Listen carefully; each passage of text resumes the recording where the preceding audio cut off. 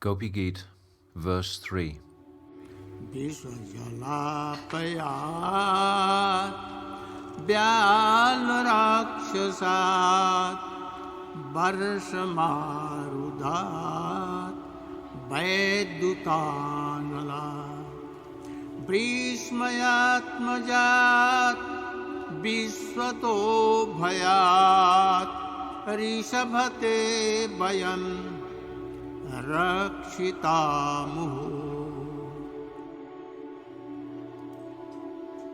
Translation. O crest jewel among men, time and again you saved us cowherd maidens from the grip of death, from the poisonous water of Kaliyahrida in the Jamuna, where the serpent Kaliya resided, from the python Aghasura, and from the rain and terrible storm of Indra.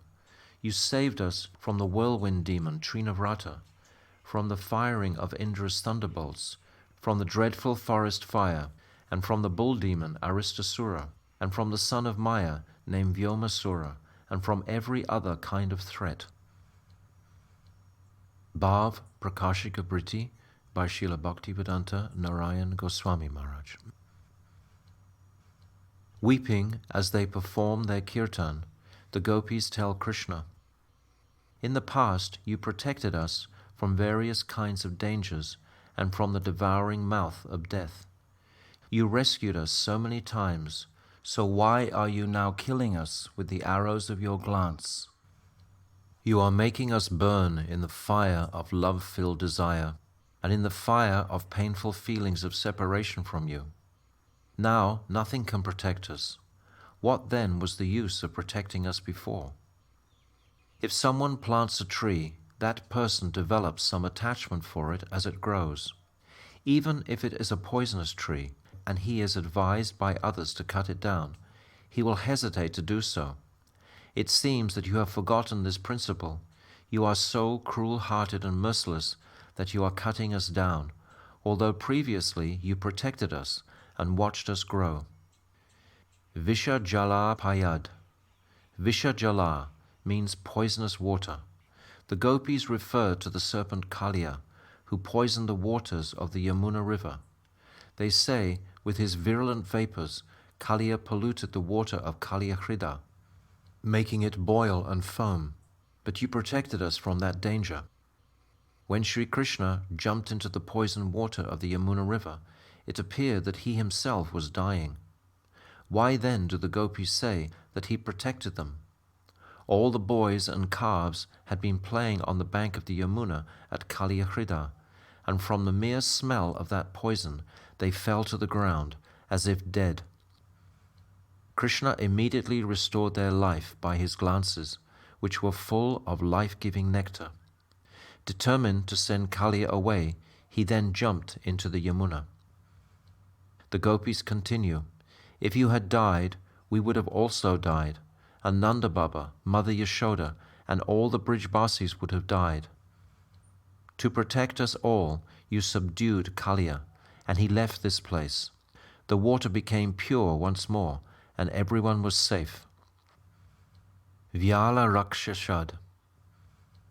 Vyala means snake, and here the gopis refer to Aghasura, the great snake demon, who laid on the road with his mouth wide open, waiting to swallow Krishna.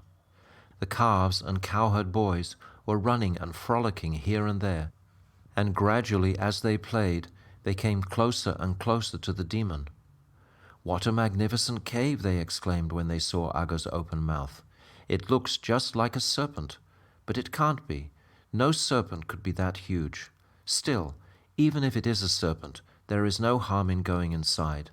If he tries to swallow us all, then Krishna will kill him immediately. And if it is a cave, then obviously there is no harm. We should go in and find out." Krishna was watching all this from afar. "Friends, oh friends, don't go in," he cried out. But they did not hear him and did not look back to check with him. They walked into the mouth of the demon, who kept his mouth open as he sat and waited for Krishna to enter. That day was Baladev's birthday, so he had not gone out to herd the calves with Krishna. His mother, Rohini Devi, had kept him at home and told him, "Today we will perform ceremonies for purification, give cows in charity, and busy ourselves for the occasion." Sri Krishna creates situations like this when it is necessary for the performance of his sweet pastimes. If Baladev had been with him, he could not have performed the Brahma Vimohan Leela, his divine pastime of bewildering Brahma. The pastime with Aghasura was the prelude to this pastime, which took place later that same day. Baladev would not have been able to keep the event secret. He would certainly have told Mother Yashoda and Nanda Baba that Krishna had expanded himself into all the cowherd boys and calves, and then all of Braj would have come to know of it. A myriad of loving exchanges could never have taken place. When Krishna killed Aghasura, Brahma saw the glaring effulgence of Aghasura's life air come out from Aghasura's head and remain suspended in the sky. Then when Krishna came out of Aghasura's mouth, Brahma saw that light descend and enter into Sri Krishna's lotus feet. Brahma was astonished. How is it possible, he thought? Others intently try to attain liberation without success, but this demon attained it just by taking Krishna within his mouth with the purpose of killing him. Brahma then witnessed another of Krishna's wonderful pastimes, his assuming the form of all the calves and cowherd boys. Krishna's primary objective in performing this transcendental pastime was not to bewilder Brahma. Rather, within his heart, he was aware that many of the elderly gopis wanted to nourish him as their son, and that many of the cows wanted to nurture him as their calf, and he thus made an arrangement to fulfill their desire. This was one of the several reasons that his Yogamaya potency inspired Brahma to witness the Aghasura pastime. Now, in Gopi Gita, the gopis say, if all the boys had died within the body of Aghasura, everyone else in Braj would have died as well, including us. We could have easily died. Why did you bother protecting us then, if you want to kill us now? The word Varsha Marutad in this verse refers to Indra, the king of heaven. Varsha means rainfall, Marut means tremendous windstorm, and Vidyut means thunderbolt.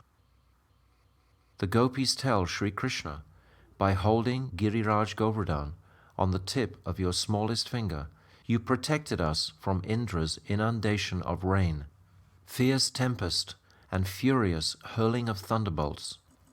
In fact, you not only protected us, you overwhelmed us with great happiness at that time. The word Analat means from fire. Krishna saved the Brijbasis from two great fires, one of which took place in the forest near Bandiravan. There, in the shade of a massive banyan tree, known as Bandiravat, Krishna was playing with his cowherd friends as the cows drank the water of the Yamuna and grazed on the lush green grass. Gradually, the cows wandered away from Krishna, and the boys entered Munjatavi, a forest of prickly munja plants that was some distance away.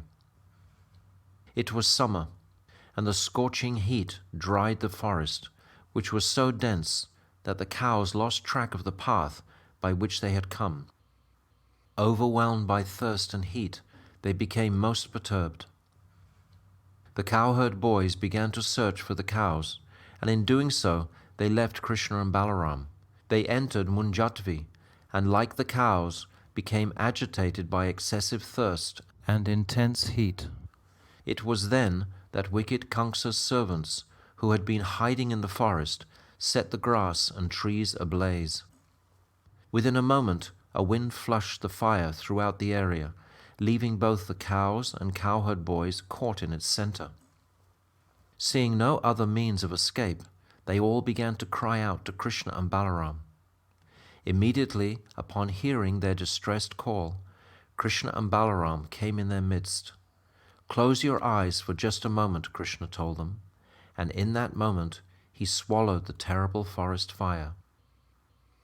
The boys considered why Krishna might have told them to close their eyes. Krishna must know a mantra for putting out fire, they thought, and maybe that mantra can only be recited in a very secluded place. If we shut our eyes, he will feel that he is all alone. There is another reason why Krishna told them to close their eyes. Once before, when he was still a baby, the boys had been eating earth, and they had complained about it to Mother Yashoda. So now he thought, if they see me eating fire, they will complain to Mother again, and she will punish me. Beside this, if my friends see me swallowing the entire fire, they will think that I will surely burn up, and their life air will depart. When, after a moment, the boys opened their eyes, they saw themselves once again standing with Krishna and Balaram in the cooling shade of Bandiravat, their cows peacefully lying nearby and chewing the cud. Was that a dream, they wondered in amazement? Referring to this forest fire, the gopis now say, "You protected us at that time." By these words they imply, if all the cowherd boys had died in the fire, their fathers and mothers would have died also from grief, and we gopis would also have died. By protecting all of Braj in this way, you protected us as well. With the phrase Vrisha Mayat Majat, the gopis mention yet another instance of Krishna protecting them. Vrisha Mayat Majat refers to two demons, Vatsasura and Vyomasura. The word Vrisha refers to Brishasura, another name of Aristasura, the gigantic bull demon, and the word Atmajat means son. Conjoined with Vrisha, Atmajat refers to the son of Brishabasura, namely the calf demon Vatsasura. Atmajad is also conjoined with the word Maya, thus referring to the son of the demon Maya named Vyomasura, whom Krishna killed in Kamyavan. When Krishna first began taking the calves out to graze in Vrindavan, Vatsasura appeared in their midst. As soon as Krishna and Baladev saw him, they understood that he was not one of their calves, but a demon in disguise. They crafted a plan to kill him. They innocently wandered over to him. Then Krishna grabbed his two hind legs and whirled him round and around above his head. Vatsasura then assumed his original ghastly gigantic form, at which time Krishna hurled him into a tree. Seeing Vatsasura's enormous size, the cowherd boys became filled with fear and exclaimed, "He came in the shape of a beautiful calf, but just see his actual form." Vatsasura's father, the gigantic bull demon, Aristasura, was killed by Krishna at Radhakund.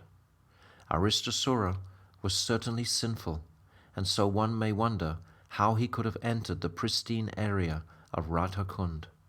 He was able to do so only because Yogamaya permitted him to enter, in order to facilitate Krishna's pastime of killing him and subsequently increase and intensify the gopis' prem. He had entered the village of Vrindavan when Krishna was eager to perform rasa. Krishna killed him and protected all the gopis, and then the rasa dance began. Krishna also protected the gopis from the demon Sankachuda, who tried to kidnap them by driving them along with a stick as if they were she-goats, finally by taking Srimati Radhika upon his shoulders. One may wonder, how is it possible for a demon to touch Srimati Radhika? And the answer is that, in order to facilitate Krishna's human-like pastimes, Naralila, Yogamaya arranges miraculous incidents. Actually, it was not possible for Sankachuda to touch Srimati Radhika. Since Krishna can do anything, the form of Sankachuda may have been a manifestation of Krishna himself. Sometimes, with the purpose of making Radhika run into his arms, he may frighten her by assuming the form of a serpent. He performs unlimited pastimes such as these, and according to his desire, Yogamaya makes all necessary arrangements. Sri Krishna protected his associates from the horse demon Keshi, the cart demon Shakadasura, the crane demon Bakasura, and the ass demon Dhenukasura, and so many others. The gopis continued, Rishabhate Vayam, Rakshita Muhur. You have shielded us from a myriad of calamities and from innumerable terrifying forms of death. But now you are killing us. If you desire to kill us now, why did you protect us on so many other occasions? In his Sarata Darshini commentary, Srila Vishwanath Chakravarti Thakur reveals the meaning of the gopis' words. We are dying due to the effects of your 5 arrows. We have come to you for protection, but we find that your 5 arrows have merely increased our calm, divine passion, and the burning of our hearts. Krishna himself is Kamadev, the transcendental Cupid.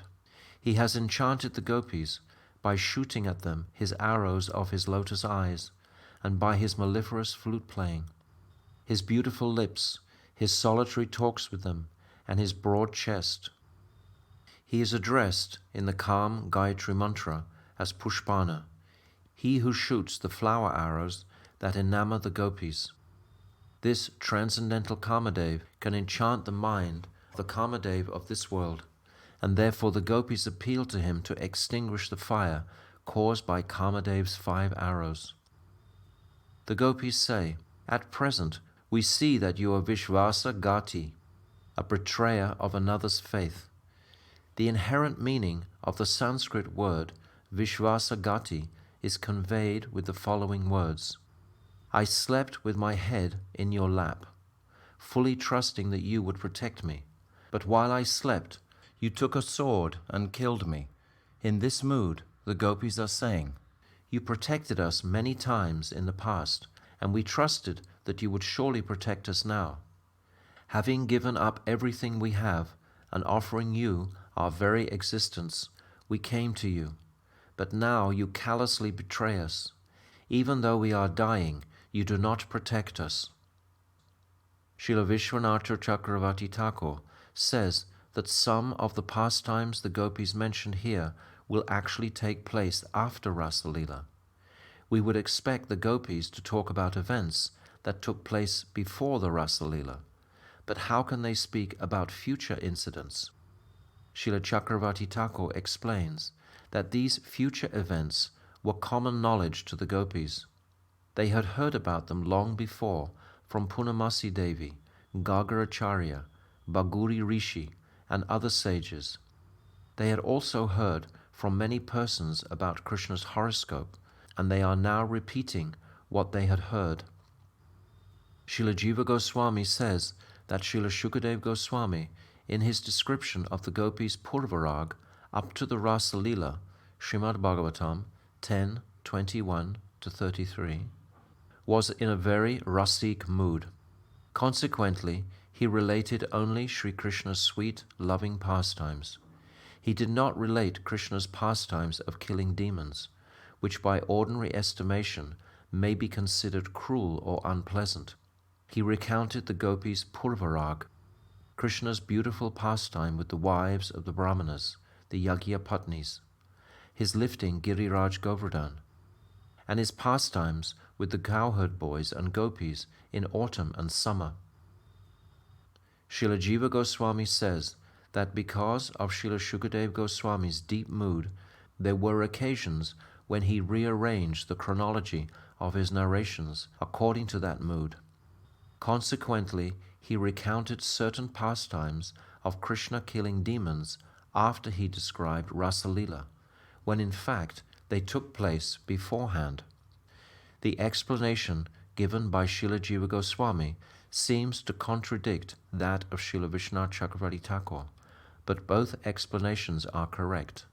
In different kalpas or millennia, Krishna performs his pastimes in different sequences. As mentioned earlier, the gopis accuse Krishna of being a betrayer of faith, Vishvasa Gati. From ancient Indian history, I will now relate a story to illustrate the grief arising from betrayal of faith. The great Buddhist king Ashoka of India built a university called Vishvasa Vidyalaya in the very beautiful hilly region named Nalanda, near Patna. At that time, Nalanda Vishvavidyalaya was quite famous. Students came there from all over the world to study Vedanta and all the other schools of philosophy. One of the students was Kumarila Bhatta, who from his childhood had studied the Vedas, Upanishads, Smriti, and other scriptures. He had also studied Karma Mimamsa philosophy, and now he wanted to study Buddhism in order to defeat it. Knowing him to be very intelligent, the university authorities willingly admitted him. He studied there for 12 years, and by his final year, his scholarship was famous. One day, as the Buddhist principal was teaching a class, he recited a verse from the Vedas and then explained it in a way that contradicted the actual meaning. He mocked the ideas of the Vedas, calling them bogus. When Kumarila Bhatta heard this, he began to weep. "He is crying," the other students commented.